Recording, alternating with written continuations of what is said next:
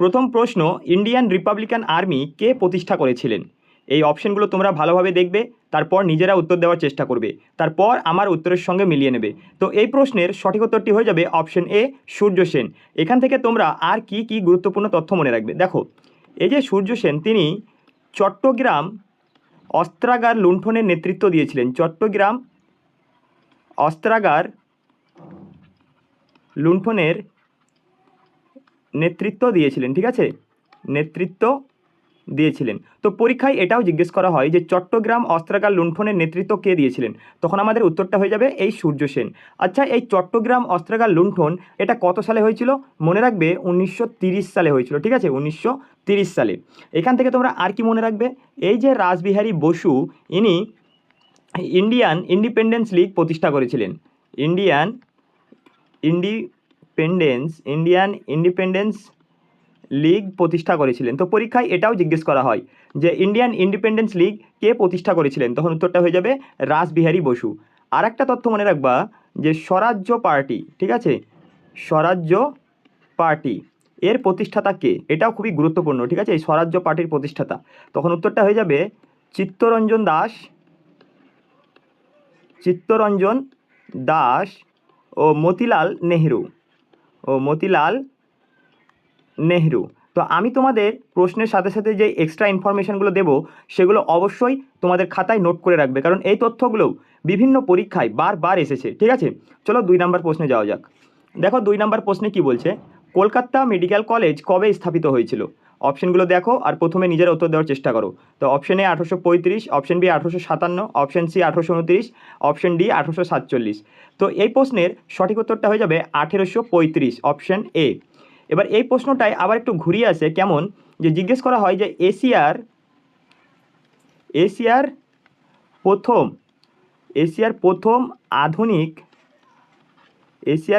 আধুনিক চিকিৎসা প্রতিষ্ঠান কোনটি? তখন উত্তরটা কি হবে? এই কলকাতা মেডিকেল কলেজ, ঠিক আছে।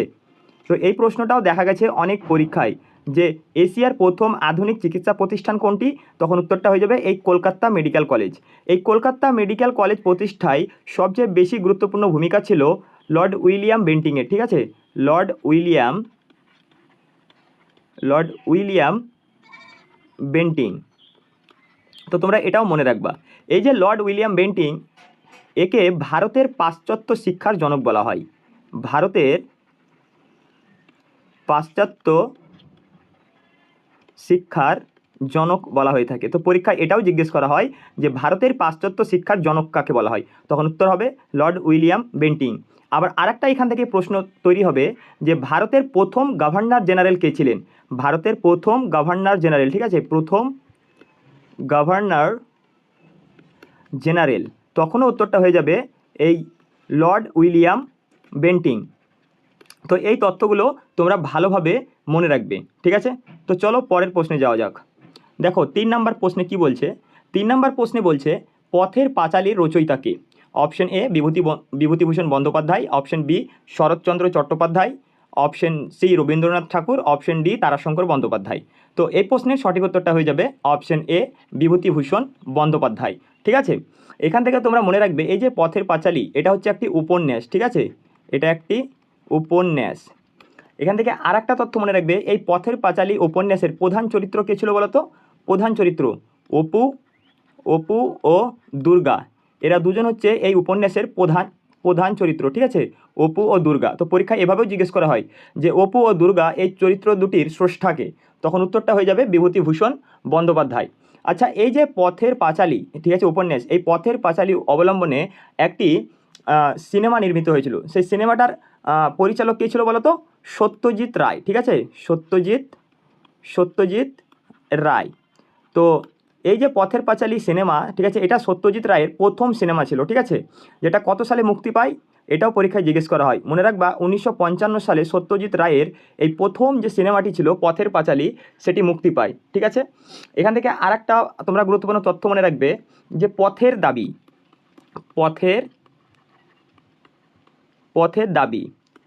এই পথের দাবি উপন্যাসটির রচয়িতাকে, তখন উত্তরটা কী হবে? এই শরৎচন্দ্র চট্টোপাধ্যায়, ঠিক আছে, শরৎচন্দ্র চট্টোপাধ্যায় এই পথের দাবি রচয়িতা। আর একটা তোমরা মনে রাখবে যে রিজুদা, এটাও খুব পরীক্ষায় দেয়, ডাব্লিউবিপি পরীক্ষায় এটা বারবার আসে, যে ঋজুদা চরিত্রের স্রষ্টাকে, এই ঋজুদা চরিত্রের স্রষ্টা কে হবে না বুদ্ধদেব গুহ, ঠিক আছে, বুদ্ধদেব গুহ। তো এটাও ভালোভাবে মনে রাখবা। তোমরা আর একটা উপন্যাসের নাম মনে রাখবা, সেটা হচ্ছে প্রথম প্রতিশ্রুতি, প্রথম প্রতিশ্রুতি, প্রথম প্রতিশ্রুতি। এই উপন্যাসটির রচয়িতা কে বলো তো? এই উপন্যাসটির রচয়িতা হচ্ছে আশাপূর্ণা দেবী, ঠিক আছে, আশাপূর্ণা দেবী। এই আশাপূর্ণা দেবী এই উপন্যাসটির জন্য জ্ঞানপীঠ পুরস্কার পেয়েছিল প্রথম মহিলা হিসাবে, ভারতের প্রথম মহিলা হিসেবে আশাপূর্ণা দেবী জ্ঞানপীঠ পুরস্কার পেয়েছিল এই প্রথম প্রতিশ্রুতি উপন্যাসের জন্য। তো পরীক্ষায় যদি জিজ্ঞেস করা হয় প্রথম ভারতীয় মহিলা যিনি জ্ঞানপীঠ পুরস্কার পেয়েছিল, তখন উত্তরটা কী হবে? এই আশাপূর্ণা দেবী, ঠিক আছে। কোন উপন্যাসের জন্য পেয়েছিল? এই প্রথম প্রতিশ্রুতি উপন্যাসের জন্য পেয়েছিল, ঠিক আছে। তো চলো পরের প্রশ্নে যাওয়া যাক। না, এখান থেকে তোমরা এই যে তারাশঙ্কর বন্দ্যোপাধ্যায়, ঠিক আছে, এর ছদ্মনাম কী ছিল বলো তো? এর ছদ্মনাম ছিল হাবু শর্মা, ঠিক আছে। তো এটাও পরীক্ষায় জিজ্ঞেস করা হয় যে হাবু শর্মা কার ছদ্মনাম, তখন হয়ে যাবে এই তারাশঙ্কর বন্দ্যোপাধ্যায়ের, ঠিক আছে। আচ্ছা, রবীন্দ্রনাথ ঠাকুরের ছদ্মনাম কী ছিল? এটা তোমরা কমেন্টে বলো। চলো পরের প্রশ্নে যাওয়া যাক। দেখো 4 নম্বর প্রশ্নে কি বলছে। 4 নম্বর প্রশ্নে বলছে দিল্লির প্রাচীন নাম কী ছিল? তো অপশনগুলো দেখো আর নিজেরা উত্তর দেওয়ার চেষ্টা করো, ঠিক আছে। তো এই প্রশ্নের সঠিক উত্তরটা হয়ে যাবে অপশন এ, ইন্দ্রপ্রস্থ। দিল্লির প্রাচীন নাম ছিল ইন্দ্রপ্রস্থ। তো এখান থেকে তোমরা আরও কয়েকটি গুরুত্বপূর্ণ প্রাচীন নাম মনে রাখবে, যেমন চেন্নাই, ঠিক আছে, চেন্নাই। এই চেন্নাইয়ের প্রাচীন নাম কী ছিল বলো তো? পূর্বের নাম ছিল মাদ্রাজ, ঠিক আছে, এগুলো পরীক্ষায় দিয়ে দেয়, মাদ্রাজ, ঠিক আছে। আর একটা মনে রাখবে ওড়িশা, ওড়িশার পূর্ব নাম কী ছিল বা প্রাচীন নাম? ওড়িশার পূর্ব নাম বা প্রাচীন নাম ছিল কলিঙ্গ, ঠিক আছে, কলিঙ্গ। আর একটা মনে রাখবা তোমরা মায়ানমার, এটা দেশ, ঠিক আছে। মায়ানমারের প্রাচীন নাম কী ছিল? মায়ানমার, তার প্রাচীন নাম ছিল বা পূর্বের নাম ছিল বার্মা, ঠিক আছে।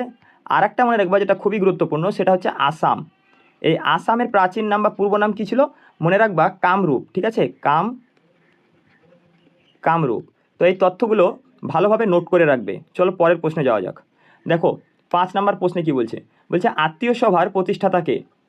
অপশানগুলো দেখো আর নিজেরা উত্তর দেওয়ার চেষ্টা করো, ঠিক আছে। তারপর তোমরা আমার উত্তরের সঙ্গে মিলিয়ে নেবে। তো এই প্রশ্নের সঠিক উত্তরটা কী হবে? অপশন এ, রাজা রামমোহন রায়। কত সালে প্রতিষ্ঠা করেছিল? 1815 সালে, ঠিক আছে। এই ডেটটাও খুব গুরুত্বপূর্ণ। ডেট কেন বলছি, সাল, এই সালটাও খুব গুরুত্বপূর্ণ। আচ্ছা, কোথায় প্রতিষ্ঠা করেছিল? মনে রাখবা কলকাতাতে, ঠিক আছে, কলকাতায় এই আত্মীয় সভা প্রতিষ্ঠা করেছিল 1815 সালে। এখান থেকে তোমরা আরেকটা তথ্য মনে রাখবা যে ব্রাহ্ম সমাজ, ঠিক আছে, ব্রাহ্ম সমাজ। এই ব্রাহ্ম সমাজের প্রতিষ্ঠাতাকে? এই ব্রাহ্ম সমাজের প্রতিষ্ঠাতাও রাজা রামমোহন রায়, ঠিক আছে। আরেকটা মনে রাখবা এই ব্রাহ্ম সমাজ কত সালে প্রতিষ্ঠা হয়? 1828 সালে।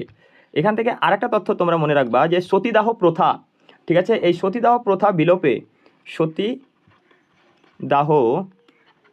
সতীদাহ প্রথা বিলোপে সবচেয়ে গুরুত্বপূর্ণ ভূমিকা পালন করেছিল এই রাজা রামমোহন রায়।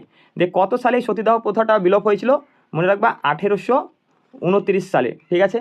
এখান থেকে তোমরা আরেকটা জিনিস মনে রাখবা যে রাজা রামমোহন রায়ের মৃত্যু কোথায় হয়েছিল, এটাও জিজ্ঞেস করা হয়। রাজা রামমোহন রায়ের মৃত্যু কোথায় হয়েছিল? তো এটা মনে রাখবা ইংল্যান্ডের ব্রিস্টনে, ঠিক আছে, ইংল্যান্ডের ব্রিস্টালে, ইংল্যান্ডের ব্রিস্টাল বলে একটা শহর আছে, শহরে, ঠিক আছে, ইংল্যান্ডের ব্রিস্টালে। আচ্ছা, এখান থেকে আরেকটা জিনিস তোমরা মনে রাখবা যে আর্য সমাজ, এই আর্য সমাজের প্রতিষ্ঠাতাকে, তখন উত্তরটা হয়ে যাবে স্বামী দয়ানন্দ সরস্বতী, ঠিক আছে, স্বামী দয়ানন্দ সরস্বতী। পরীক্ষায় জিজ্ঞেস করা হয় এই স্বামী দয়ানন্দ সরস্বতীর আসল নাম কী ছিল? আসল নাম, তখন উত্তরটা কী হবে? মূলা শঙ্কর, ঠিক আছে, মূলা শঙ্কর। আচ্ছা, এখান থেকে আরেকটা প্রশ্ন হয় যে এই যে রাজা রামমোহন রায়, এই রাজা রামমোহন রায়কে এই রাজা উপাধিটি কে দিয়েছিল? তখন উত্তরটা কী হবে? দ্বিতীয় আকবর, ঠিক আছে, দ্বিতীয় আকবর এই রাজা রামমোহন রায়কে রাজা উপাধিটি দিয়েছিল। তো এখান থেকে আমরা কি জানলাম? আমরা জানলাম আত্মীয় সভার প্রতিষ্ঠাতা রাজা রামমোহন রায়, 1815 সালে প্রতিষ্ঠা করেছিলেন। কোথায়? কলকাতায়। ব্রাহ্ম সমাজের প্রতিষ্ঠাতা রাজা রামমোহন রায় কত সালে ব্রাহ্ম সমাজ প্রতিষ্ঠা করেছিলেন? 1828 সালে। এই রাজা রামমোহন রায় সতীদাহ প্রথা বিলোপে একটা গুরুত্বপূর্ণ ভূমিকা পালন করেছিল, আর এই সতীদাহ প্রথা 1829 সালে বিলোপ হয়েছিল। ঠিক আছে। রাজা রামমোহন রায়ের মৃত্যু কোথায় হয়েছিল? ইংল্যান্ডের ব্রিস্টল বলে একটা শহরে হয়েছিল। ঠিক আছে। আর্য সমাজের প্রতিষ্ঠাতা স্বামী দয়ানন্দ সরস্বতী। এই স্বামী দয়ানন্দ সরস্বতীর আসল নাম কী ছিল? মূলা শঙ্কর। আর রাজা রামমোহন রায়কে রাজা উপাধি দিয়েছিল দ্বিতীয় অগ্র। ঠিক আছে। তো এই তথ্যগুলো ভালোভাবে তোমরা মনে রাখবে। চলো পরের প্রশ্নে যাওয়া যাক। 6 নম্বর প্রশ্ন, কোন দেশের সংগঠন নোবেল পুরস্কার প্রদান করে? তো অপশনগুলো ভালোভাবে দেখো এবং নিজেরা উত্তরটা দেওয়ার আগে চেষ্টা করো। তো দেখো, এই প্রশ্নের সঠিক উত্তরটা হয়ে যাবে অপশন এ, সুইডেন। ঠিক আছে। এখান থেকে তোমরা আর কি কি তথ্য মনে রাখবে? এই নোবেল পুরস্কার কবে থেকে দেওয়া শুরু হয়? মনে রাখবা 1901 সাল থেকে। কার নামে দেওয়া শুরু হয়? আলফ্রেড নোবেলের নামে। ঠিক আছে। আলফ্রেড নোবেলের নামে দেওয়া হয়। এবার এই যে আলফ্রেড নোবেল, তিনি ডিনামাইট আবিষ্কার করেছিলেন। ঠিক আছে। তিনি ডিনামাইট আবিষ্কার করেছিলেন। তো পরীক্ষায় জিজ্ঞেস করা হয় ডিনামাইটের আবিষ্কর্তাকে, তখন হয়ে যাবে আলফ্রেড নোবেল। আর এই যে নরওয়ে থেকে শান্তিতে নোবেল দেওয়া হয়। ঠিক আছে। শান্তিতে নোবেল পুরস্কার। পরীক্ষায় জিজ্ঞেস করা হয় যে শান্তিতে নোবেল পুরস্কার কোথা থেকে দেওয়া হয়, তখন উত্তরটা হয়ে যাবে নরওয়ে থেকে। ঠিক আছে। আর একটা জিনিস তোমরা এখান থেকে মনে রাখবা যে এই যে নোবেল পুরস্কার, সেটা প্রথমে 5টি ক্ষেত্রে দেওয়া হতো। ঠিক আছে। প্রথমে 5টি ক্ষেত্রে দেওয়া হতো। 5টি ক্ষেত্রে। এই 5টি ক্ষেত্র কি কি? পদার্থবিদ্যা, একটু বুঝে নিও, হ্যাঁ, হাতে লেখা অতটা ভালো না। পদার্থবিদ্যা, তারপরে রয়েছে রসায়ন, তারপরে রয়েছে চিকিৎসা, তারপরে রয়েছে সাহিত্য, তারপরে রয়েছে শান্তি। ঠিক আছে। শান্তিতে। এবার প্রথমে যখন 5টি ক্ষেত্রে দেওয়া হয়েছিল, তারপরে আর একটা যেটা অর্থনীতি। তো পরীক্ষায় জিজ্ঞেস করা হয় যে অর্থনীতিতে নোবেল পুরস্কার কবে থেকে দেওয়া শুরু হয়। ঠিক আছে। তো এটা তোমরা ভালোভাবে মনে রাখবা যে অর্থনীতিতে নোবেল দেওয়া হয় 1969 সাল থেকে। এই পয়েন্টটা তোমরা ভালোভাবে মনে রাখবা। আর একটা তথ্য তোমরা মনে রাখবা যে প্রথম ভারতীয় হিসেবে নোবেল পুরস্কার কে পেয়েছিলেন? প্রথম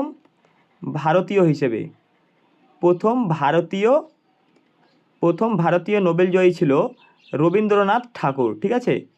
রবীন্দ্রনাথ ঠাকুর। কত সালে তিনি পেয়েছিলেন নোবেল পুরস্কার? মনে রাখবা 1913 সালে পেয়েছিল। আচ্ছা, আর একটা জিজ্ঞেস করা হয় যেটাও খুব গুরুত্বপূর্ণ, যে প্রথম ভারতীয় বিজ্ঞানী হিসেবে কে পেয়েছিল? প্রথম ভারতীয় বিজ্ঞানী হিসেবে। ঠিক আছে। আর লিখছে না, শুধু উত্তরটাই বলছি। প্রথম ভারতীয় বিজ্ঞানী হিসেবে পেয়েছিলেন সিভি রমন। ঠিক আছে। সিভি রমন। কত সালে? 1930 সালে। ঠিক আছে। 1930 সালে সিভি রমন প্রথম ভারতীয় হিসেবে নোবেল পুরস্কার পেয়েছিল। তিনি কিসের জন্য এই নোবেল পুরস্কারটা পেয়েছিল? মনে রাখবা রমন ইফেক্ট আবিষ্কারের জন্য। ঠিক আছে। রমন ইফেক্ট আবিষ্কারের জন্য। সেটা তিনি 28 ফেব্রুয়ারি আবিষ্কার করেছিলেন বলে এই 28 ফেব্রুয়ারি আমাদের ভারতে জাতীয় বিজ্ঞান দিবস। ঠিক আছে। জাতীয় বিজ্ঞান দিবস। তো পরীক্ষায় যদি জিজ্ঞেস করে যে জাতীয় বিজ্ঞান দিবস কবে, তখন উত্তরটা কী হবে? 28 ফেব্রুয়ারি। ঠিক আছে। তো এই তথ্যগুলো তোমরা ভালোভাবে মনে রাখবে। তো চলো আর একটা তথ্য, যে মনে রাখবে ম্যাথ অর্থাৎ অঙ্কে নোবেল পুরস্কার দেওয়া হয় না। ঠিক আছে। তো চলো পরের প্রশ্ন দেখি। দেখো 7 নম্বর প্রশ্ন, সিটি অফ প্যালেস কাকে বলা হয়? অপশনগুলো দেখো, কলকাতা, জয়পুর, মাইসোর, লখনৌ। তো এই প্রশ্নের সঠিক উত্তরটা কী হবে? এই প্রশ্নের সঠিক উত্তরটা হয়ে যাবে অপশন এ, কলকাতা। ঠিক আছে। কলকাতাকে সিটি অফ প্যালেস বলা হয়। আর একটা কী বলা হয় বলো তো? আর একটা বলা হয় সিটি অফ জয়ও বলা হয় এই কলকাতাকে। ঠিক আছে। City of joy. তাহলে প্রশ্ন যদি বলে city of palace Kolkata, city of joy Kolkata. ঠিক আছে। এই যে জয়পুর, ঠিক আছে, এই জয়পুরকে কি বলা হয় বলো তো? এই জয়পুরকে বলা হয় গোলাপি শহর বা পিঙ্ক সিটি। ঠিক আছে। গোলাপি শহর বা পিঙ্ক সিটি। ঠিক আছে। এই লখনৌকে বলা হয় নবাবের শহর।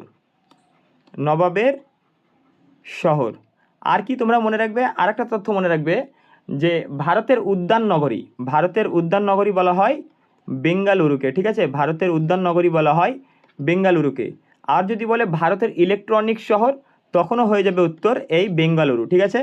আর একটা তোমরা তথ্য মনে রাখবে যে ভারতের ইস্পাত নগরী, ভারতের, এটাও ইম্পর্টেন্ট, ভারতের ইস্পাত নগরী, তো এটার উত্তর হয়ে যাবে জামশেদপুর। ঠিক আছে, জামশেদপুরকে ভারতের ইস্পাত নগরী বলা হয়, জামশেদপুরকে। তো দেখো এই তথ্যগুলো তোমরা ভালোভাবে মনে রাখবে। চলো আমরা পরের প্রশ্নে যাই। তো বন্ধুরা, এই প্রশ্নের সমাধানের আগে তোমাদের একটা গুরুত্বপূর্ণ তথ্য দিয়ে রাখি। আমরা এই যে সিরিজটা শুরু করেছি ডাব্লিউবিপি এবং কেপি পিওয়াইকিউ সিরিজ, এখানে আমরা আজ পর্যন্ত আমাদের পশ্চিমবঙ্গে যতগুলো পুলিশ পরীক্ষা হয়েছে সেই সমস্ত পরীক্ষার সমস্ত জিকে প্রশ্নের আমরা বিস্তারিত আলোচনা করব। এর ফলে তোমাদের আগত যে ডাব্লিউবিপি এবং কেপি এক্সামটা হবে সেই এক্সামের 80% জিকে সিলেবাস এই সিরিজের মাধ্যমেই কভার হয়ে যাবে। এবং তোমরা আগত পরীক্ষায় দেখবে এই সিরিজ থেকে আমরা যা যা প্রশ্ন আলোচনা করব সেখানকার 80% প্রশ্ন হুবহু তোমরা কমন পাবে। তো তোমাদের বলবো তোমরা অবশ্যই এই সিরিজটা কমপ্লিট করবে।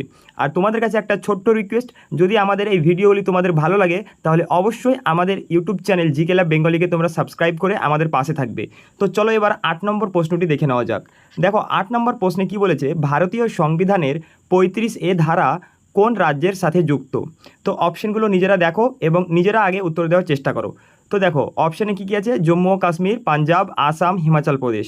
তো এটা তো খুবই সহজ প্রশ্ন। তো এই প্রশ্নের সঠিক উত্তরটা হয়ে যাবে অপশন এ, জম্মু ও কাশ্মীর। এই যে 35A ধারা, ঠিক আছে, 35A ধারা, আর একটা ধারা রয়েছে সেটা হচ্ছে 370 ধারা। তো এই দুটি ধারা বাতিল করা হয়েছে জম্মু কাশ্মীরে। তো প্রশ্নে এটাও দিতে পারে যে এই দুটি ধারা কত সালে বাতিল করা হয়েছিল, তখন উত্তরটা কি হবে? তখন উত্তরটা হয়ে যাবে 2019 সালের 5 অগস্ট। ঠিক আছে, 2019 সালের 5 অগস্ট এই দুটি ধারা বাতিল করা হয়, 35A এবং 370 ধারা। এখান থেকে আরও একটা প্রশ্ন আসতে পারে যে এই যে জম্মু কাশ্মীর রাজ্যটি, এটা পূর্বে একটি রাজ্য ছিল কিন্তু বর্তমানে কি, বর্তমানে একটি কেন্দ্রশাসিত অঞ্চল। ঠিক আছে, বর্তমানে কেন্দ্রশাসিত অঞ্চল। তো প্রশ্নটা এমন হতে পারে যে এই যে জম্মু কাশ্মীর, এই রাজ্যটিকে ভেঙে দুটি কেন্দ্রশাসিত অঞ্চল করা হয়েছে, ঠিক আছে, দুটি কেন্দ্রশাসিত অঞ্চল করা হয়েছে। সেই দুটি কেন্দ্রশাসিত অঞ্চল কি কি? একটি হচ্ছে জম্মু কাশ্মীর, ঠিক আছে, একটি হচ্ছে জম্মু কাশ্মীর, আরেকটি হচ্ছে লাদাখ, ঠিক আছে। তো এই জম্মু কাশ্মীরকে ভেঙে দুটি কেন্দ্রশাসিত অঞ্চল করা হয়েছে, একটি হচ্ছে জম্মু কাশ্মীর, আরেকটি হচ্ছে লাদাখ। তো এটা কত সালে করা হয়েছে, এই প্রশ্নটাও আসতে পারে যে জম্মু কাশ্মীর রাজ্যটিকে ভেঙে যে দুটি কেন্দ্রশাসিত অঞ্চল করা হয়েছে সেটি কত সালে করা হয়েছে।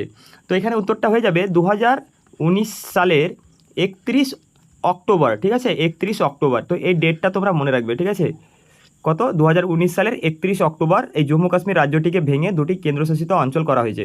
আর 35A এবং 370 ধারা 2019 সালের 5ই আগস্ট বাতিল করা হয়েছে। ঠিক আছে, তো চলো আমরা এবার 9 নম্বর প্রশ্নটা দেখে নিই। তো দেখো 9 নম্বর প্রশ্নে কি বলছে, 2018 সালের শীতকালীন অলিম্পিক কোথায় অনুষ্ঠিত হয়েছিল? তো অপশনগুলো দেখো আর নিজেরা উত্তর দেওয়ার চেষ্টা করো। ঠিক আছে, তো এই প্রশ্নের সঠিক উত্তরটা হয়ে যাবে অপশন এ, পিয়াংচিয়াং। এই পিয়াংচিয়াং হচ্ছে দক্ষিণ কোরিয়ার একটি শহর। ঠিক আছে, দক্ষিণ কোরিয়ার একটি শহর। তো পরীক্ষায় যদি দেখো যে পিয়াংচিয়াং অপশনে নেই, দক্ষিণ কোরিয়া দেওয়া রয়েছে, তো এটাও সঠিক উত্তর হয়ে যাবে। এখান থেকে তোমরা আর কি গুরুত্বপূর্ণ তথ্য মনে রাখবে, যেমন এই অলিম্পিক, ঠিক আছে, তো আধুনিক অলিম্পিকের জনক কাকে বলা হয়? তখন উত্তরটা হয়ে যাবে পিয়েরে দে কুবারটিন। ঠিক আছে, পিয়েরে দে কুবারটিন, ইনি হচ্ছেন আধুনিক অলিম্পিকের জনক। এখান থেকে আর একটা তথ্য তোমরা মনে রাখবে যে এই আধুনিক অলিম্পিকের প্রথম যে আসর সেটা কত সালে এবং কোথায় অনুষ্ঠিত হয়েছিল। তো এটা খুবই গুরুত্বপূর্ণ, এটা মনে রাখবা। 1896 সালে অনুষ্ঠিত হয়েছিল। কোথায়? গ্রিসের এথেন্স শহরে। ঠিক আছে, গ্রিসের এথেন্স শহরে। এই তথ্যটা তোমরা মনে রাখবে। ঠিক আছে, গ্রিসের এথেন্স শহরে। তো এখান থেকে তোমরা আর একটা তথ্য মনে রাখবে যে আন্তর্জাতিক অলিম্পিক কমিটি, ঠিক আছে, আন্তর্জাতিক অলিম্পিক কমিটি, যেটা হচ্ছে IOC, ঠিক আছে, আন্তর্জাতিক অলিম্পিক কমিটি, এটা কত সালে স্থাপিত হয়? তো এটা সঠিক উত্তর হয়ে যাবে 1894 সালে। তো এই সালটাও মনে রাখবে। আর একটা তথ্য এখান থেকে মনে রাখবে যে এই যে IOC বা আন্তর্জাতিক অলিম্পিক কমিটি, এর সদর দপ্তর কোথায়? তো এর সদর দপ্তর হয়ে যাবে লুসানে। ঠিক আছে, লুসানে, সুইজারল্যান্ডের লুসানে অবস্থিত। তো এই তথ্যগুলো বন্ধুরা ভালোভাবে মনে রাখবে, ঠিক আছে? এখান থেকে প্রশ্ন দিয়ে দিতেই পারে। আচ্ছা, এখান থেকে আর একটা প্রশ্ন তোমরা মনে রাখবে যে আমাদের ভারত কত সালে প্রথম অলিম্পিকে অংশগ্রহণ করে? আমাদের ভারত কত সালে প্রথম অলিম্পিকে অংশগ্রহণ করে? তো এর উত্তরটা হয়ে যাবে 1900 সালে, ঠিক আছে? 1900 সালে। এই সালটাও মনে রাখবে। আর একটা তথ্য তোমরা মনে রাখবে যে ভারতের প্রথম ব্যক্তিগত অলিম্পিকে স্বর্ণপদক জয়ী কে? যিনি ভারতের হয়ে প্রথম ব্যক্তিগতভাবে স্বর্ণপদক জিতেছিলেন, সেই ব্যক্তিটির নাম কি? তো তখন উত্তরটা হয়ে যাবে অভিনব বিন্দ্রা, ঠিক আছে? অভিনব বিন্দ্রা। তো তোমরা কমেন্টে বলবে যে ইনি কোন খেলার সঙ্গে যুক্ত, ঠিক আছে? এটা অবশ্যই কমেন্টে বলবে। আচ্ছা, এখান থেকে আরেকটা প্রশ্ন হবে যে ভারত প্রথম অলিম্পিকে, ঠিক আছে, স্বর্ণপদক জেতে সেটা কোন খেলায়? ভারত অলিম্পিকে প্রথম স্বর্ণপদক জিতেছিল, ঠিক আছে? সেটা কোন খেলায়? এটা কিন্তু ব্যক্তিগতভাবে ইনি স্বর্ণপদক পেয়েছিলেন, ঠিক আছে? কিন্তু এই ব্যক্তির আগে, অর্থাৎ অভিনব বিন্দ্রার আগেও আমাদের ভারত অলিম্পিকে স্বর্ণপদক পেয়েছিল। সেটা কোন খেলায়? তখন উত্তরটা কী হবে? তখন উত্তরটা হয়ে যাবে হকি খেলায়। কত সালে পেয়েছিল? 1928 সালে পেয়েছিল, ঠিক আছে? হকি খেলায় ভারত প্রথম স্বর্ণপদক পেয়েছিল 1928 সালে। তো এটাও তোমরা মনে রাখবে। আচ্ছা, যদি মহিলা হিসেবে বলে যে ভারতের প্রথম কোন মহিলা অলিম্পিকে পদক জিতেছে, স্বর্ণপদক পায়নি কিন্তু যদি পদক বলে, তখন উত্তরটা কী হবে? তখন উত্তরটা হয়ে যাবে কর্ণম মালেশ্বরী, ঠিক আছে? কর্ণম মালেশ্বরী। এখান থেকে তোমরা আরেকটা জিনিস মনে রাখবে যে 2028 সালের অলিম্পিক, এটা গ্রীষ্মকালীন, ঠিক আছে? 2028 সালের গ্রীষ্মকালীন অলিম্পিক কোথায় অনুষ্ঠিত হবে?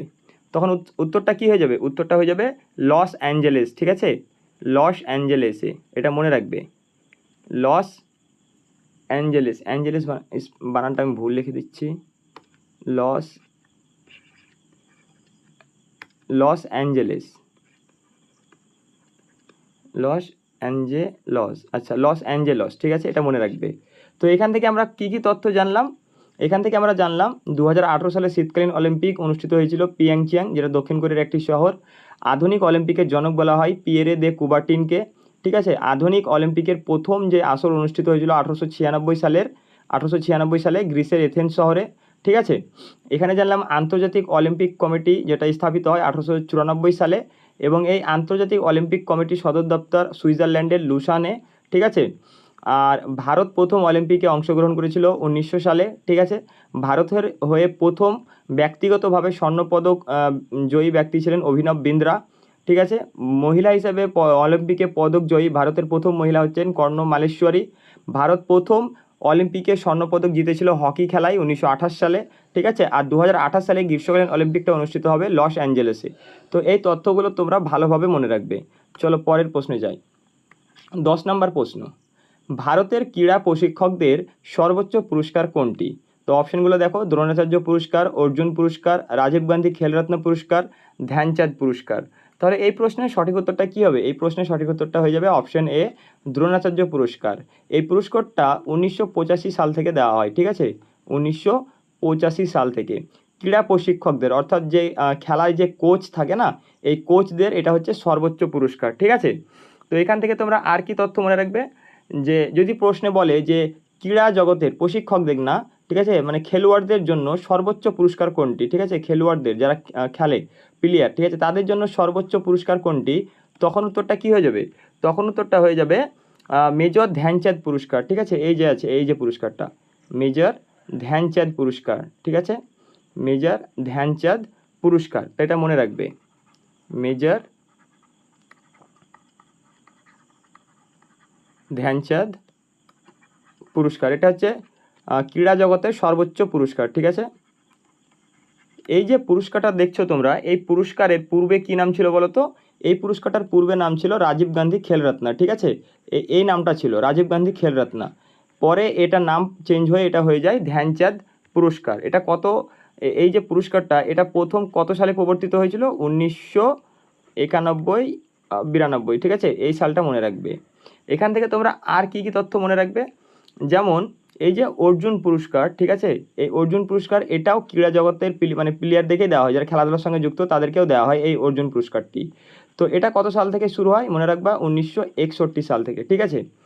আর এই যে ধ্যানচাঁদ, ঠিক আছে, এই ধ্যানচাঁদ এর জন্মদিন হচ্ছে 29 আগস্ট, ঠিক আছে, 29 আগস্ট। আর এর জন্মদিন উপলক্ষেই আমাদের ভারতে ক্রীড়া দিবস পালিত হয়, ঠিক আছে। তো প্রশ্ন যদি দেখো যে ক্রীড়া দিবস কবে, তো মনে রাখবে 29 আগস্ট, ঠিক আছে, এই ধ্যানচাঁদের জন্মদিন এটা ক্রীড়া দিবস, ঠিক আছে। এনাকে আবার এই ধ্যানচাঁদকে, মেজর ধ্যানচাঁদকে হকির জাদুঘর বলা হয়। তিনি হকি খেলার সঙ্গে যুক্ত ছিলেন, হকির জাদুকর, ঠিক আছে, হকি জাদুঘর বলা হয়, এটা মনে রাখবা। তো এই তথ্যগুলো ভালোভাবে তোমরা মনে রাখবা বা তোমাদের নিজের খাতায় এগুলো লিখে নেবে, ঠিক আছে। চলো পরের প্রশ্নে যাওয়া যাক। 11 নম্বর প্রশ্ন কি বলছে, লেক্সিকোগ্রাফি কথাটি কিসের সাথে যুক্ত? অভিধান রচনা, মানচিত্র, মুদ্রা, লিপি। তো এই প্রশ্নের সঠিক উত্তরটা হয়ে যাবে অপশন এ, অভিধান রচনা, ঠিক আছে। এখান থেকে তোমরা আর কয়েকটি তথ্য মনে রাখবে, যেমন ফিলাটেলি, ঠিক আছে, ফিলাটেলি। যদি প্রশ্নে বলে যে ফিলাটেলি কিসের সাথে যুক্ত, তখন উত্তরটা হয়ে যাবে কি বলো তো, ডাক টিকিট সংরক্ষণ, ঠিক আছে, ডাক টিকিট, এটাও বারবার দেয় পরীক্ষায়, ডাক টিকিট সংরক্ষণ। আর একটা তোমরা মনে রাখবে এখান থেকে যে নুমিসম্যাটিক্স, এটা তো বহুবার পরীক্ষায় দিয়েছে, নুমিসম্যাটিক্স এই শব্দটা কিসের সাথে যুক্ত? তো এটা হবে কি বলো তো, এটা হয়ে যাবে মুদ্রা ও কয়েন সংরক্ষণের সঙ্গে যুক্ত, ঠিক আছে, মুদ্রা ও কয়েন সংরক্ষণের সাথে যুক্ত। আর একটা মনে রাখবা, যেমন অর্নিথোলজি, ঠিক আছে, অর্নিথোলজি এই শব্দটা কিসের সাথে যুক্ত? এটা হচ্ছে পাখিবিদ্যার সঙ্গে, ঠিক আছে, পাখিবিদ্যার সাথে জড়িত, ঠিক আছে, পাখিবিদ্যার সাথে। আর একটা মনে রাখবা, যেমন আর একটা কী বলবো, এন্টোমোলজি, যেটা গুরুত্বপূর্ণ, এন্টোমোলজি, ঠিক আছে, এন্টোমোলজি এই শব্দটা কিসের সাথে যুক্ত? এটা মনে রাখবা কীটপতঙ্গ বিদ্যা, ঠিক আছে, এটাও পরীক্ষায় দেয়, কীটপতঙ্গ বিদ্যার সঙ্গে যুক্ত, কীটপতঙ্গ বিদ্যার সাথে যুক্ত। তো এইগুলো ভালোভাবে তোমরা খাতায় নোট করে রাখবে, ফিলাটেলি ডাক টিকিট সংরক্ষণ, নুমিসম্যাটিক্স মুদ্রা ও কয়েন সংরক্ষণ, ঠিক আছে, অর্নিথোলজি পক্ষী বিষয়ক বা পাখিবিদ্যার সাথে যুক্ত, এন্টোমোলজি এটা হচ্ছে কীটপতঙ্গ বিদ্যা, ঠিক আছে। তো চলো পরের প্রশ্নে যাওয়া যাক। দেখো 12 নম্বর প্রশ্ন কি বলছে, গরবা নাচের প্রচলন কোথায় দেখা যায়? অপশন দেখো, গুজরাট, রাজস্থান, পাঞ্জাব, মহারাষ্ট্র। তো এই প্রশ্নের সঠিক উত্তরটা হয়ে যাবে গুজরাট, ঠিক আছে, গুজরাট রাজ্যে এই গরবা নাচের প্রচলনটা দেখা যায়। আচ্ছা, গুজরাট রাজ্যে গরবা তো দেখা যায়, আর কি কি দেখা যায়? আর একটা গুরুত্বপূর্ণ মনে রাখবা, ডান্ডিয়া, ঠিক আছে, ডান্ডিয়া হচ্ছে গুজরাটের একটা নৃত্য। আর একটা রয়েছে টিপ্পানি, ডান্ডিয়া, টিপ্পানি, ঠিক আছে, এই দুটো আর এই গরবা, এই তিনটে ভালোভাবে মনে রাখবে, গরবা, ডান্ডিয়া, টিপ্পানি এগুলো হচ্ছে গুজরাটের নৃত্য। আচ্ছা, রাজস্থানের কিছু গুরুত্বপূর্ণ যদি নৃত্য বলি, তাহলে সেগুলো কি হয়ে যাবে? প্রথম যেটা একবারে গুরুত্বপূর্ণ সেটা হচ্ছে কালবেলিয়া, ঠিক আছে, কালবেলিয়া। আর একটা কী হবে গুরুত্বপূর্ণ, আর একটা হবে ঘুমর। তো এগুলো তোমরা মনে রাখবে, একটা ঘুমর হলো, ঠিক আছে, এই দুটোই মনে রাখবা, তাহলে হবে, এই দুটোই বারবার পরীক্ষায় আসে। আচ্ছা, পাঞ্জাবে যদি বলি কোনো একটা নৃত্যের নাম, তো সেটা কী হবে? ভাংড়া হবে, ভাংড়া, গিদ্ধা, ঠিক আছে, ভাংড়া, গিদ্ধা এই দুটো মনে রাখবা। মহারাষ্ট্রের নৃত্যের নাম কী হবে বলো তো? মহারাষ্ট্রের হয়ে যাবে নৌটাঙ্কি, ঠিক আছে, নৌটাঙ্কি হচ্ছে মহারাষ্ট্রের নৃত্য, নৌটাঙ্কি। তো এগুলো ভালোভাবে তোমরা মনে রাখবে। তো চলো আমরা পরের প্রশ্নে যাই।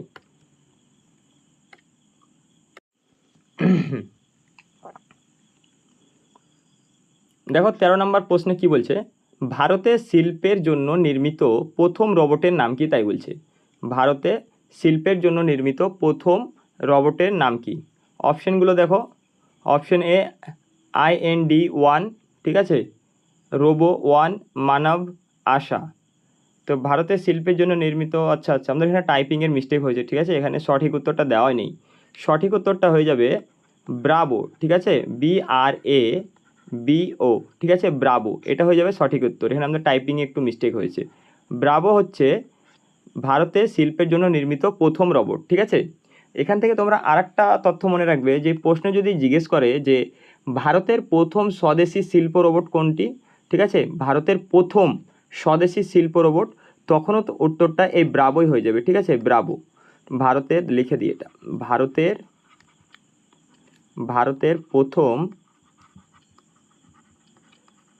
ভারতের প্রথম স্বদেশী শিল্প রোবট, ঠিক আছে, শিল্প রোবট, তখন উত্তরটা হয়ে যাবে এই ব্রাভো। আচ্ছা, ভারতের এটা মনে রাখবা, ভারতের প্রথম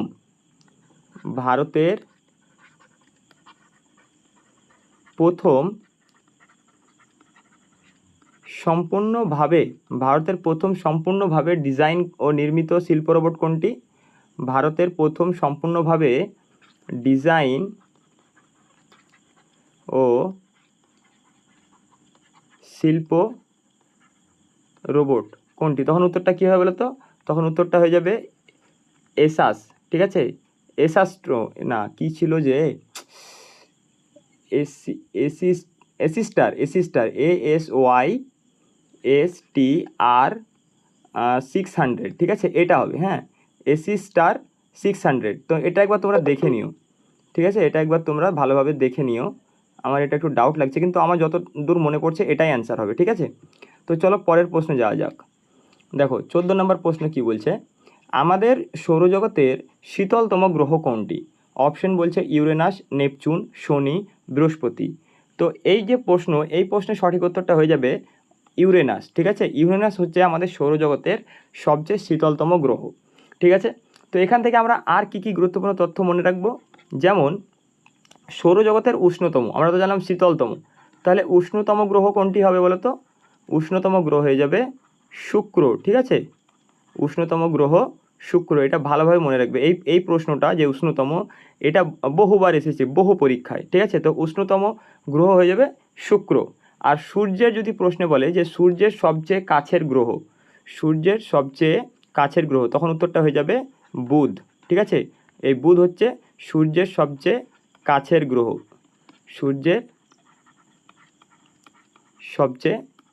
গ্রহ, এখানে তোমরা একটা জিনিস লক্ষ্য রাখো যে কাছের গ্রহ, যে এই যে বুধ গ্রহটা, এটা সূর্যের সবচেয়ে কাছে হওয়া সত্ত্বেও কিন্তু উষ্ণতম গ্রহ নয়, ঠিক আছে। তো তোমরা এটা গুলিয়ে ফেলবে না, যে হয়তো তোমরা ভাববে যে সূর্যের তো সবচেয়ে কাছের গ্রহ বুধ, তাহলে এটাই সবচেয়ে উষ্ণতম হওয়া দরকার, কিন্তু আসলে সেটা না।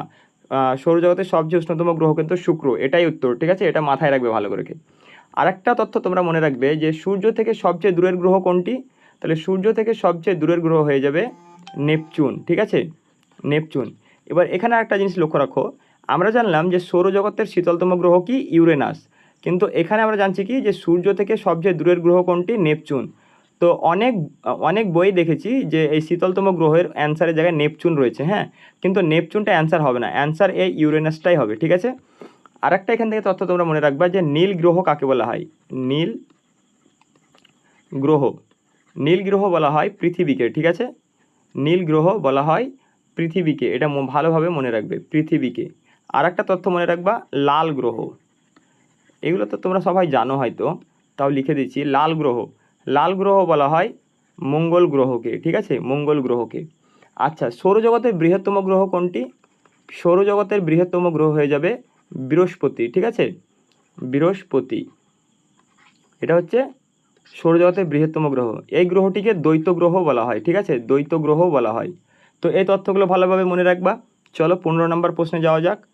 তো দেখো 15 নম্বর প্রশ্নে কি বলছে, ঢাকা অনুশীলন সমিতি কে প্রতিষ্ঠা করেন? পুলিন বিহারী দাস, অরবিন্দ ঘোষ, বিপিন পাল, বাঘা যতীন। তো এই প্রশ্নের সঠিক উত্তরটা হয়ে যাবে পুলিন বিহারী দাস। কত সালে প্রতিষ্ঠা করেন? 1905 সালে, ঠিক আছে। এবার এখান থেকে আরেকটা প্রশ্ন হবে, যদি ঢাকা না বলে শুধু বলে অনুশীলন সমিতি কে প্রতিষ্ঠা করেন এবং কত সালে, তখন উত্তরটা হয়ে যাবে 1902 সালে প্রমথনাথ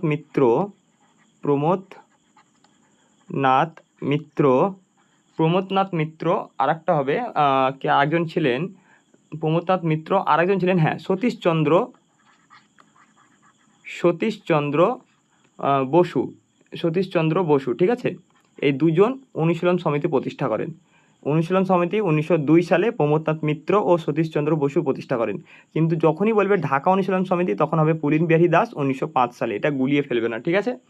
এখান থেকে তোমরা আর একটা তথ্য মনে রাখবে যে যুগান্তর, এই যে যুগান্তর সমিতি, ঠিক আছে, যুগান্তর একটা গোষ্ঠী ছিল বা সমিতি বলো, যেটাই বলো না কেন, যুগান্তর গোষ্ঠী প্রতিষ্ঠাতাকে, যুগান্তর গোষ্ঠীর প্রতিষ্ঠাতাকে, তখন উত্তরটা কী হবে বলো তো? বারীন্দ্র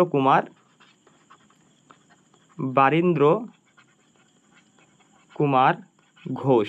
ঠিক আছে, এখানে এই প্রশ্নটা আসে যে যুগান্তর গোষ্ঠীর প্রতিষ্ঠাতাকে, তখন উত্তরটা হয়ে যাবে বারীন্দ্র কুমার ঘোষ। আর একটা গুরুত্বপূর্ণ তথ্য তোমরা মনে রাখবে যে এই যে যুগান্তর, ঠিক আছে, এখানে একটা যুগান্তর পত্রিকাও ছিল, যুগান্তর পত্রিকা। এই যুগান্তর পত্রিকার সাথে একজনের নাম বিশেষভাবে জড়িত, তো সেই ব্যক্তির নাম কি? এটাও এরকমভাবে প্রশ্নটা হয়, তখন উত্তরটা হয়ে যাবে ভূপেন্দ্রনাথ দত্ত। ঠিক আছে, ভূপেন্দ্রনাথ দত্ত। তো তোমাদের আমি এই যে ইনফরমেশানগুলো দিচ্ছি, এগুলো কোনো না কোনো পরীক্ষায় এসেছে আমাদের পশ্চিমবঙ্গে। ঠিক আছে, তো তোমরা এই ইনফরমেশানগুলোকে জাতামাতা ভেবো না, এগুলোকে ভালোভাবে খাতায় নোট করবে। ঠিক আছে, এগুলো খুবই গুরুত্বপূর্ণ। তো চলো পরের প্রশ্ন যাই। দেখো 16 নম্বর প্রশ্নে কি বলছে, যে যোজনা কমিশনের পরিবর্তে কোন কমিশন কাজ করে? ঠিক আছে, কাজ করছে যোজনা কমিশনের পরিবর্তে। তো দেখো অপশন নীতি আয়োগ, অর্থ কমিশন, নির্বাচন কমিশন, ইউপিএসসি। তো এই প্রশ্নের সঠিক উত্তরটা হয়ে যাবে নীতি আয়োগ। ঠিক আছে, এই যোজনা কমিশনের পরিবর্তে এই নীতি আয়োগটা কাজ করছে। এবার এখান থেকে আর একটা তথ্য হয়, এই নীতি আয়োগ এটা কত সালে গঠিত হয়? তখন উত্তরটা কী হবে? তখন উত্তরটা হয়ে যাবে 2015 সালের 1 জানুয়ারি। ঠিক আছে, 2015 সালের 1 জানুয়ারি, এই ডেটটা মনে রাখবে, 2015 সালের 1 জানুয়ারি। এই যে নীতি আয়োগ, ঠিক আছে, এই নীতি আয়োগের প্রথম ভাইস চেয়ারম্যান কে ছিল বলো তো? প্রথম ভাইস চেয়ারম্যান, এটাও প্রশ্ন হয় যে প্রথম ভাইস চেয়ারম্যান, ঠিক আছে, চেয়ারম্যান, তখন উত্তরটা কী হবে? তখন উত্তরটা হয়ে যাবে অরবিন্দ পানাগারিয়া। ঠিক আছে, অরবিন্দ পানাগারিয়া। আচ্ছা, এই নীতি আয়োগের চেয়ারম্যান কে হয় বলো তো? এই নীতি আয়োগের চেয়ারম্যান হয় পদাধিকার বলে ভারতের প্রধানমন্ত্রী। ঠিক আছে, এটা মনে রাখবে, ভারতের প্রধানমন্ত্রী। তো কখনো যদি দেখো যে প্রশ্নে জিজ্ঞেস করছে যে নীতি আয়োগের চেয়ারম্যান কে, তখন উত্তরটা যদি প্রধানমন্ত্রী না থাকে, যদি ভারতের যে প্রধানমন্ত্রী রয়েছে, যেমন আমাদের ভারতের প্রধানমন্ত্রী নরেন্দ্র মোদী, তো অপশানে যদি নরেন্দ্র মোদী থাকে তখন উত্তরটা নরেন্দ্র মোদী হয়ে যাবে। ঠিক আছে, তো এগুলো মনে রাখবে। তো চলো আমরা পরের প্রশ্ন দেখি। 17 নম্বর প্রশ্ন কি বলছে দেখো, বলছে কত সালে নেতাজি সুভাষচন্দ্র বসু দেশ ত্যাগ করেন? অপশন দেখো 1941, 1940, 1942, 1939। তো এই প্রশ্নের সঠিক উত্তরটা হয়ে যাবে 1941 সালে। ঠিক আছে, তো তিনি কলকাতার যে এলগিন রোডের যে তার বাড়ি আছে সেখান থেকে তিনি দেশ ত্যাগ করেছিলেন জিয়াউদ্দিন মোহাম্মদ ছদ্মনামে, মোহাম্মদ জিয়াউদ্দিন ছদ্মনামে বাড়ি গিয়েছিলেন। ঠিক আছে, দেশ ত্যাগ করেছিলেন। তো এখান থেকে আমরা আর কি তথ্য মনে রাখবো? এখান থেকে মনে রাখবো এই যে নেতাজি, ঠিক আছে, এই নেতাজি ফরওয়ার্ড ব্লক প্রতিষ্ঠা করেছিলেন। ঠিক আছে, ফরওয়ার্ড ব্লক প্রতিষ্ঠা করেন। কত সালে প্রতিষ্ঠা করেছিলেন মনে রাখবা? এটা প্রতিষ্ঠা করেছিলেন তিনি 1939 সালে। ঠিক আছে, 1939 সালে তিনি ফরওয়ার্ড ব্লক প্রতিষ্ঠা করেছিলেন। তার একটি বিখ্যাত স্লোগান কী ছিল বলতো? জয় হিন্দ। ঠিক আছে, এই জয় হিন্দ স্লোগানটা ছিল এই সুভাষচন্দ্র বসুর। এখান থেকে তোমরা আরেকটা তথ্য মনে রাখতে পারো যে আজাদ হিন্দ ফৌজ, আজাদ হিন্দ ফৌজ, এই আজাদ হিন্দ ফৌজের প্রতিষ্ঠাতা কে ছিল বলো তো? এই আজাদ হিন্দ ফৌজের প্রতিষ্ঠাতা ছিল মোহন সিং। ঠিক আছে, মোহন সিং। তো এখান থেকে একটা প্রশ্ন হয় যে এই আজাদ হিন্দ ফৌজকে কে পুনর্গঠন করেছিলেন? এই আজাদ হিন্দ ফৌজকে পুনর্গঠন করেছিলেন কে বলতো? এই নেতাজি সুভাষচন্দ্র বসু। ঠিক আছে, নেতাজি সুভাষচন্দ্র বসু। তো এই তথ্যগুলো তোমরা মনে রাখবা। চলো পরের প্রশ্ন দেখি। দেখো 18 নম্বর প্রশ্নে কি বলছে, যে অজন্তা গুহাচিত্রগুলি কোন সময়কার? অপশন গুপ্ত যুগ, মৌর্য যুগ, পাল যুগ, সুলতানি যুগ। তো এই প্রশ্নের সঠিক উত্তরটা হয়ে যাবে অপশন এ, গুপ্ত যুগ সময়কার। ঠিক আছে, তো এই যে অজন্তা গুহা, হ্যাঁ, এই অজন্তা গুহা এটা কোন রাজ্যে রয়েছে বলো তো? এটা রয়েছে মহারাষ্ট্র রাজ্যে। তো প্রশ্নে দিয়ে দেয় যে অজন্তা গুহাটি কোন রাজ্যে অবস্থিত, তখন সঠিক উত্তরটা হয়ে যাবে মহারাষ্ট্রে। ঠিক আছে, মহারাষ্ট্রের ঔরঙ্গাবাদ জেলায় অবস্থিত। আর একটা এখান থেকে প্রশ্ন আসতে পারে যে অজন্তা গুহা, ঠিক আছে, এখানে কোন ধর্মের মানে এখানে যে ভিতরে যে চিত্রগুলি পাওয়া গিয়েছিল সেগুলি কোন ধর্মের সঙ্গে সম্পর্কিত? তখন উত্তরটা কী হবে? তখন উত্তরটা হয়ে যাবে বৌদ্ধ ধর্মের সঙ্গে সম্পর্কিত। ঠিক আছে, বৌদ্ধ ধর্মের সঙ্গে সম্পর্কিত। তো প্রশ্নটা এরকমভাবে আসে যে অজন্তা গুহাচিত্রগুলি কোন ধর্মের সঙ্গে সম্পর্কিত? তখন উত্তরটা হয়ে যাবে বৌদ্ধ ধর্মের সঙ্গে সম্পর্কিত। আর একটা গুহা যেটা খুবই গুরুত্বপূর্ণ, এর নামটাও মনে রাখবা, ইলোরা গুহা। ঠিক আছে, ইলোরা গুহা, এটাও পরীক্ষায় আসে। এই গুহাটা কোন রাজ্যে অবস্থিত বলো তো? এটাও মহারাষ্ট্রে অবস্থিত, ঠিক আছে, এটাও মহারাষ্ট্রে অবস্থিত। আর এই ইলোরা গুহা কোন ধর্মের সঙ্গে জড়িত? তখন উত্তরটা কী হবে? তখন উত্তরটা হয়ে যাবে বৌদ্ধ, জৈন ও হিন্দু, ঠিক আছে, এই 3টি ধর্মের সঙ্গেই জড়িত, ঠিক আছে। তো এই প্রশ্নগুলো ভালোভাবে মনে রাখবে। আরেকটা সবথেকে গুরুত্বপূর্ণ, এটা আমি ভুলেই গিয়েছিলাম, এই যে অজন্তা গুহা, এই অজন্তা গুহার গুহাচিত্রের প্রধান বিষয়বস্তু কী ছিল বলো তো? এই অজন্তা গুহার প্রধান বিষয়বস্তু ছিল জাতক কাহিনী, ঠিক আছে, জাতক কাহিনী। এটা বহুবার এসেছে পরীক্ষায়, জাতক কাহিনী। তো অজন্তা গুহা চিত্রগুলির মূল বিষয়বস্তু হচ্ছে জাতক কাহিনী। তো এটা ভালোভাবে মনে রাখবে, এটা সবচেয়ে গুরুত্বপূর্ণ, ঠিক আছে, এটাই হচ্ছে সবচেয়ে গুরুত্বপূর্ণ, জাতক কাহিনী। তো চলো পরের প্রশ্ন দেখি। দেখো 19 নম্বর প্রশ্ন, তাপ পরিমাপের একক কী? তাপ পরিমাপের একক কী তাই বলছে। অপশানে কেলভিন, মিটার, ঠিক আছে, অ্যাম্পিয়ার, ক্যান্ডেলা। তো তাপ পরিমাপের যদি একক যেহেতু বলেছে এখানে, তো এখানে তাপ পরিমাপের একক, এখানে অ্যান্সারটা এটা তো হবে না, কারণ তাপ পরিমাপের এসআই একক হয়ে যাবে জুল, আর সিজিএস এককটা তো হয়ে যাবে, তাপ পরিমাপের সিজিএস একক হয়ে যাবে ক্যালোরি। তাহলে আমাদের এখানে সঠিক উত্তরটা দেওয়া নেই, ঠিক আছে, এই অপশনগুলো ভুল আছে। তো তোমরা এটা লিখে নাও। যদি বলে তাপ পরিমাপের একক, তো এসআই পদ্ধতিতে জুল এবং সিজিএস পদ্ধতিতে ক্যালোরি। এখান থেকে একটা প্রশ্ন মনে রাখবা যে 1 ক্যালোরি সমান কত জুল বলো তো? 1 ক্যালোরি সমান হয়ে যাবে 4.186 ক্যালোরি, ঠিক আছে, 4.186 ক্যালোরি। এটা গুরুত্বপূর্ণ, হ্যাঁ, এটা মনে রাখবা। আরেকটা মনে রাখবা যে তাপমাত্রার একক কী? তখন উত্তরটা হয়ে যাবে এই কেলভিন, ঠিক আছে। তাপমাত্রার একক যখন জিজ্ঞেস করবে, তাপমাত্রার এখানে একটু ভুল হয়ে গেল, এটা তাপ পরিমাপের একক বলেছে, তো তাপের একক হয়ে যাবে এই এসআই পদ্ধতিতে জুল, সিজিএসে ক্যালোরি, আর তাপমাত্রার বলে উত্তরটা হয়ে যাবে কেলভিন, ঠিক আছে। এখান থেকে আরেকটা মনে রাখবা যে ক্ষমতার একক কী? ক্ষমতার একক কী? তখন উত্তরটা কী হবে বলো তো? তখন উত্তরটা হয়ে যাবে, ক্ষমতার একক হয়ে যাবে ওয়াট, ঠিক আছে, ওয়াট বা কিলোওয়াট বলতে পারি, যেটা অপশানে থাকবে, ঠিক আছে, দুটো থাকলে দুটোই অ্যান্সার হবে, কিলো ওয়াট। আর একটা এখানে মনে রাখবে গুরুত্বপূর্ণ, কম্পাঙ্কের একক কী? কম্পাঙ্কের একক কী? তখন উত্তরটা কী হবে? হার্জ, ঠিক আছে। আর একটা রয়েছে যে বলের একক, সেটা তো তোমরা সবাই জানো, নিউটন, ঠিক আছে, বলের একক তো নিউটন। আচ্ছা, 1 নিউটন সমান কত ডাইন বলো তো? 1 নিউটন সমান 10⁵ ডাইন, ঠিক আছে, এটা গুরুত্বপূর্ণ। 1 নিউটন সমান 10⁵ ডাইন। আচ্ছা, চাপের একক কী বলো? চাপের একক হয়ে যাবে পাস্কাল, ঠিক আছে, চাপের একক হয়ে যাবে পাস্কাল। এবার তোমরা কমেন্টে জানাবে যে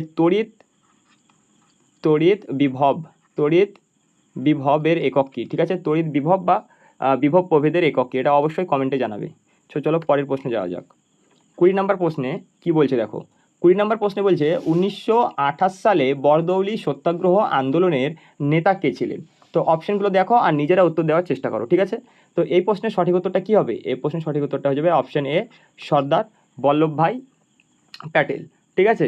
এই যে সর্দার বল্লভভাই প্যাটেল, এনাকে ভারতের লৌহ মানব বলা হয়, এটা মনে রাখবা, লৌহ মানব, বা আরেকটা বলা হয় বিসমার্ক, ঠিক আছে। যদি বলে ভারতের বিসমার্ক কাকে বলা হয়, তখন উত্তরটি হয়ে যাবে এই সর্দার বল্লভভাই প্যাটেল, ঠিক আছে।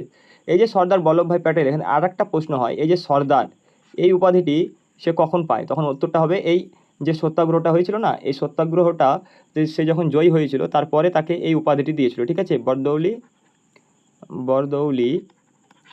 বরদৌলি সত্যাগ্রহ জয়ের পর তিনি এই সর্দার উপাধিটি পেয়েছিলেন, ঠিক আছে, এটা মনে রাখবা। আর এটা তো জানলাম 1928 সালে হয় বরদৌলি সত্যাগ্রহ।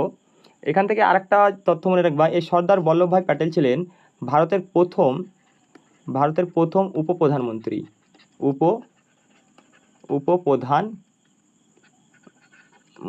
ঠিক আছে, উপপ্রধানমন্ত্রী, ঠিক আছে। মহাত্মা গান্ধী জাতির জনক, এটা তো সবাই জানো, জাতির জনক। জওহরলাল নেহরু, ঠিক আছে, এনাকে চাচাজি বলা হয়ে থাকে এবং ইনি হচ্ছেন ভারতের প্রথম প্রধানমন্ত্রী।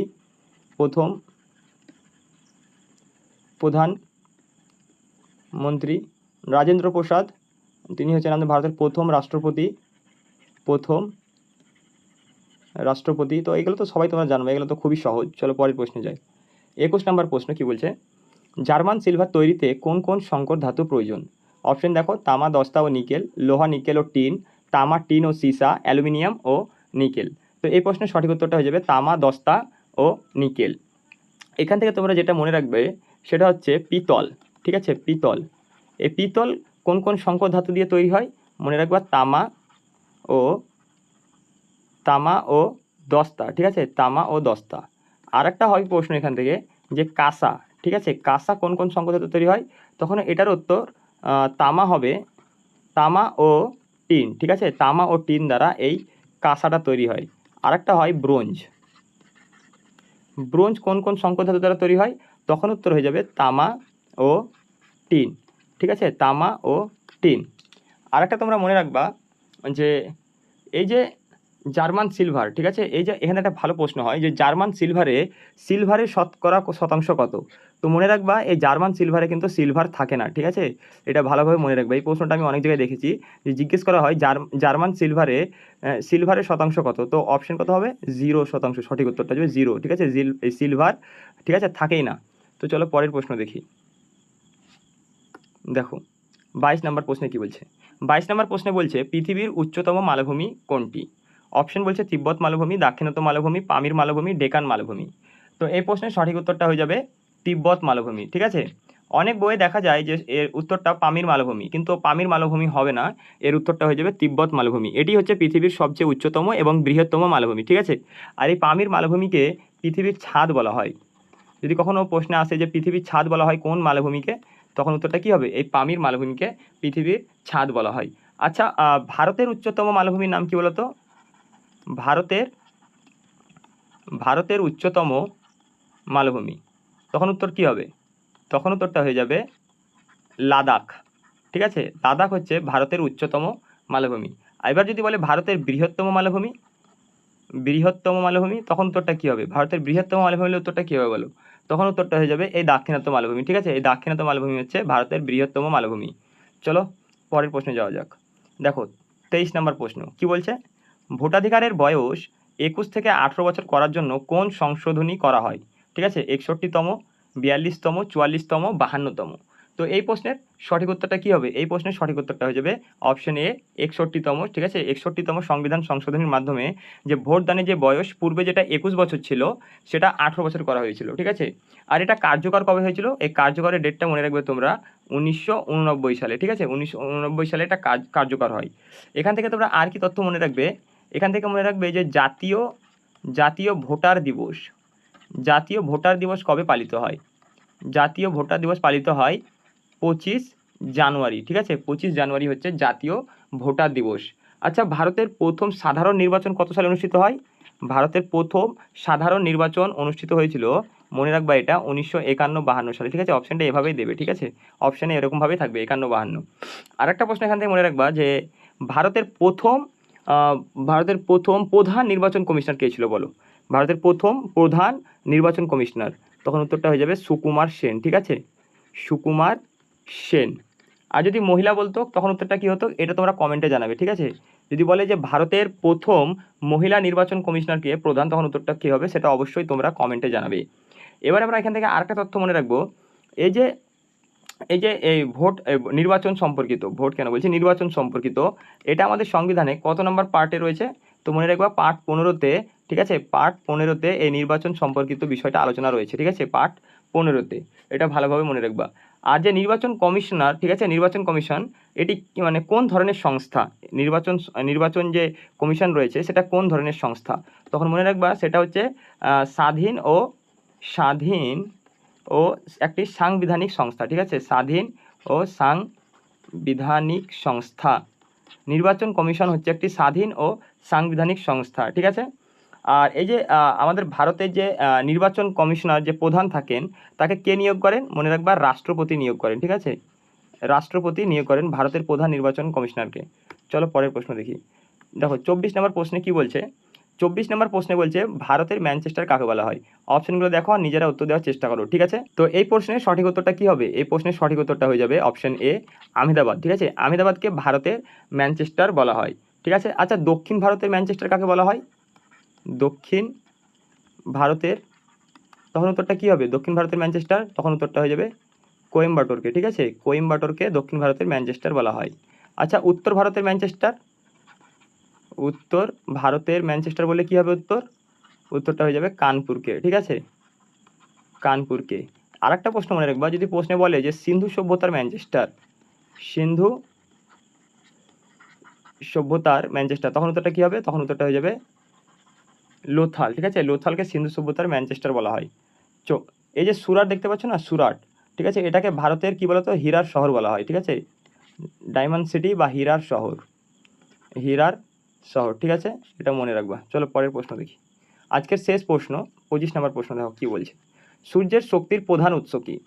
নিউক্লিয় সংযোজন, দহন, নিউক্লিয় বিভাজন, ঠিক আছে, আর বলছে রাসায়নিক বিক্রিয়া।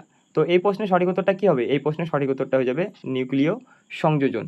তো তোমরা এটা ভালোভাবে মনে রাখবা। আচ্ছা, এই যে সূর্য, এই সূর্যের মধ্যে কোন কোন ইয়ে থাকে বলো তো, ওই যে ওই কী বলছো ওটাকে, গ্যাস, ঠিক আছে, গ্যাস, কোন গ্যাস থাকে সবচেয়ে বেশি? তখন উত্তরটা কী হবে? হাইড্রোজেন,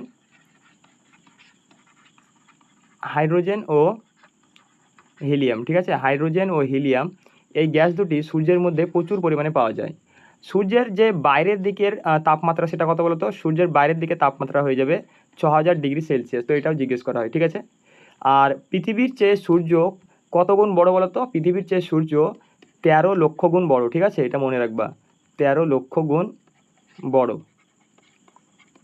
তো বন্ধুরা, আজকের যে এপিসোড 2 সেটা এখানেই শেষ হচ্ছে।